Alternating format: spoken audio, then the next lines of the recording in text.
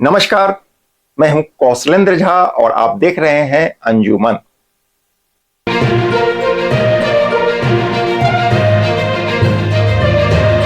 अंजुमन में आज की कहानी 7 दोस्तों की है।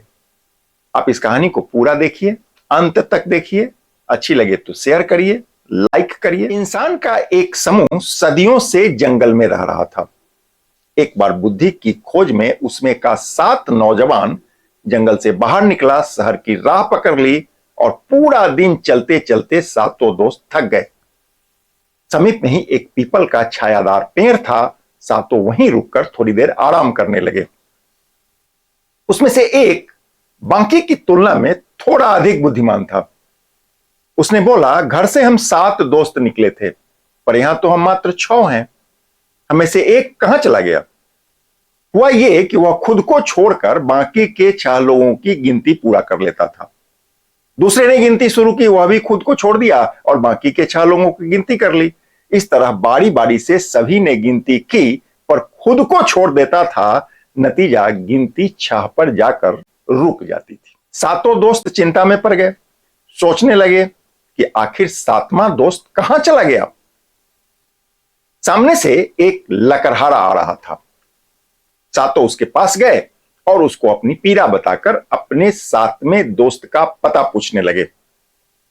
लकड़हारे ने देखा कि ये सातों तो यहीं मौजूद हैं। उसको बात समझ में आ गई। लकड़हारे ने सातों को कतार में खड़ा कर दिया, गिनती शुरू की। 1 2 3 ऐसे करके वह 7 तक गिनती पूरा कर दिया। लकड़हारा बोला, आप सातों तो यहीं मौजूद हैं। दोस्तों को बात समझ में आ गई, बहुत खुश हुए। सातों एक साथ लकड़हारे से बोले, आपने मेरे दोस्तों की खोज कर दी, आपका बहुत बहुत धन्यवाद। इसके एवज में हम सातों 1 महीना तक मुफ्त में आपकी सेवा करना चाहते हैं। अब जो कहेंगे हम सातों दोस्त उस काम को आसानी से कर देंगे। लकड़हारा बहुत खुश हुआ और सातों को अपने साथ घर ले गया। अगले रोज लकड़हारे ने उसमें से एक को अपनी बूढ़ी मां की सेवा में लगा दिया, दूसरे को बकरी चराने के काम पर लगा दिया और बाकी के 5 दोस्तों से बोला, सामने मेरा मक्के की खेत है, उसको जाके आप साफ कर दीजिए। सातों दोस्त अपने अपने काम में लग गए। इधर लकड़हारा लकड़ी लाने के लिए जंगल में चला गया। शाम में लकड़हारा लौटा। लौटने पर उसने देखा कि उसकी मां मरी पड़ी है। लकड़हारे ने पूछा, यह कैसे हुआ? मां की सेवा में लगा दोस्त ने बताया कि इनको मक्खी बहुत परेशान कर रहा था।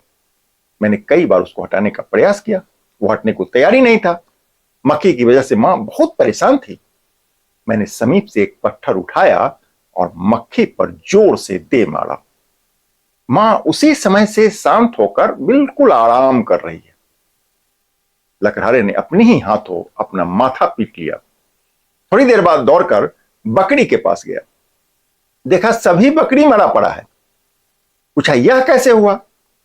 दोस्त बोला, भरपेट भोजन करने के बाद भी यह घास छोड़ने को तैयार नहीं थी।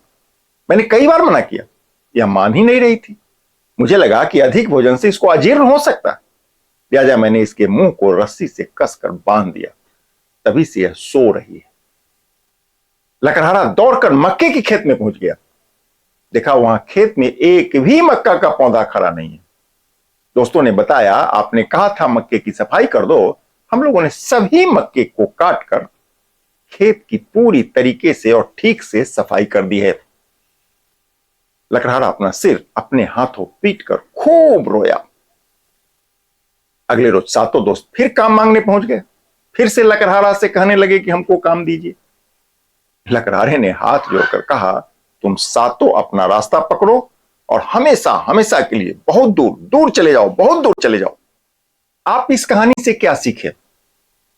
वास्तव में यह कहानी बताता है कि बुद्धिहीन व्यक्ति चाहे कितना भी बलवान हो, उस पर भरोसा नहीं करना चाहिए। जब वो सातों एक साथ मौजूद होने के बाद भी गिनती नहीं कर पा रहे थे, लकड़हारे को उसी समय बात समझ जाना चाहिए था। पर मुफ्त की सेवा के लालच में अपना सभी कुछ गंवाने के बाद लकड़हारे को बात समझ में आ गई। गौर से देखिए तो हमारे बीच आज भी ऐसे लकड़हारे आपको मिल जाएंगे जो मुफ्त के चक्कर में अपना बहुत कुछ गंवाने को हमेशा तैयार रहते हैं। कहानी कैसी लगी कमेंट करके बताइए। फिलहाल के लिए नमस्कार।